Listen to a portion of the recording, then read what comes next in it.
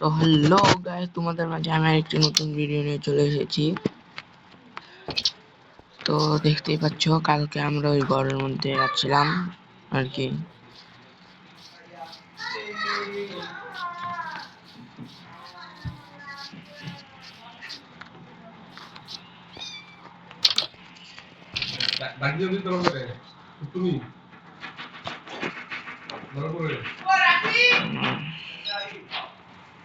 তুমি তো ভিডিও বানান।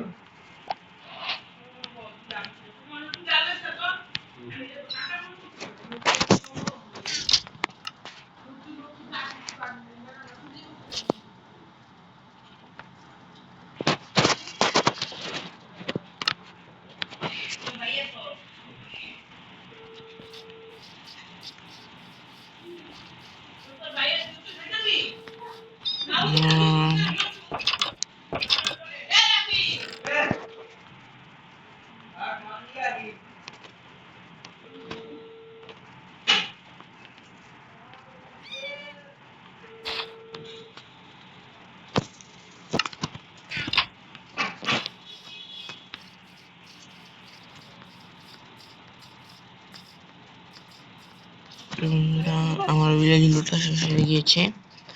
আমি এখন ভিলেজের থেকে চলে যাব।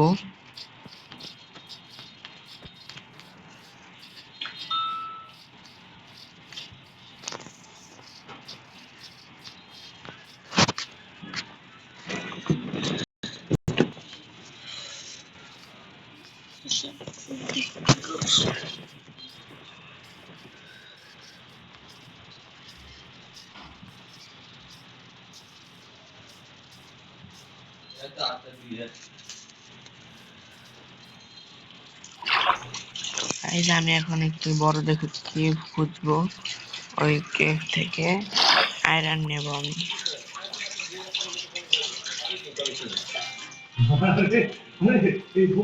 বলে কি মন্দি আমার ছোট বোনের মতো।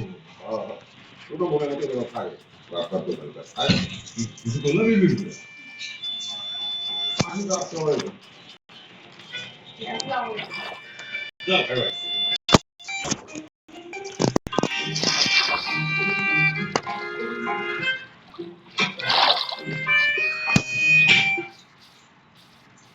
তো গাইস, ভিলেজের ওই সাইডে যাওয়া যাবে না, তার জন্য আমি এই সাইড যাচ্ছি।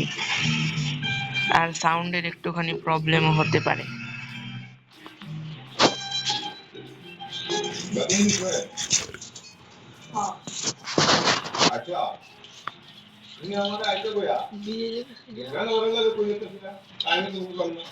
ভিলেজ লুটটা লাইছি, ভিলেজ লুট করে লাইছি, ভিলেজ লুট করে লাইছি।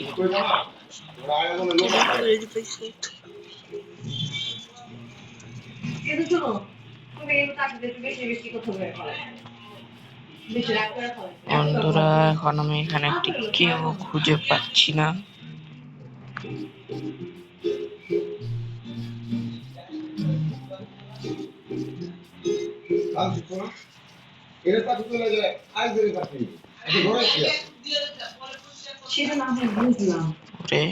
কিন্তু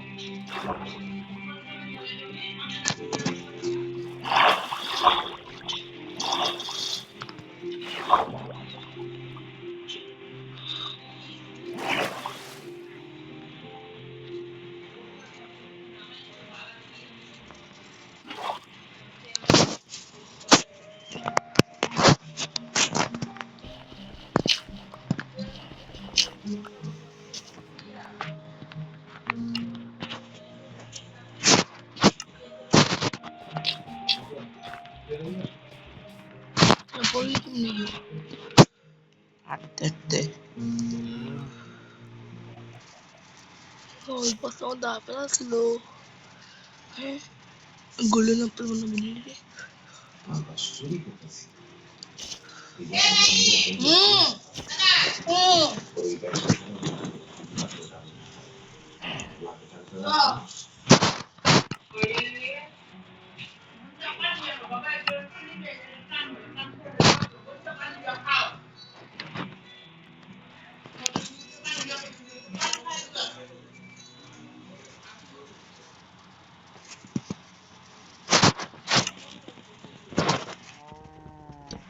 আমি ইয়াসিন আরাফাত। আমার প্রশ্ন হলো, আমি ভয় দিয়ে আমার অন্তরটাকে ভিজিয়ে রাখতে চাই।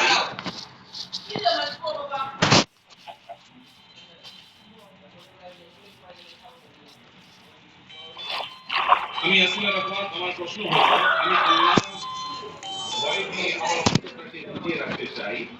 এমন কোন আমল শিখিয়ে দিবেন যেটা করলে আল্লাহর ভয় আমার অন্তরে পয়দা হবে?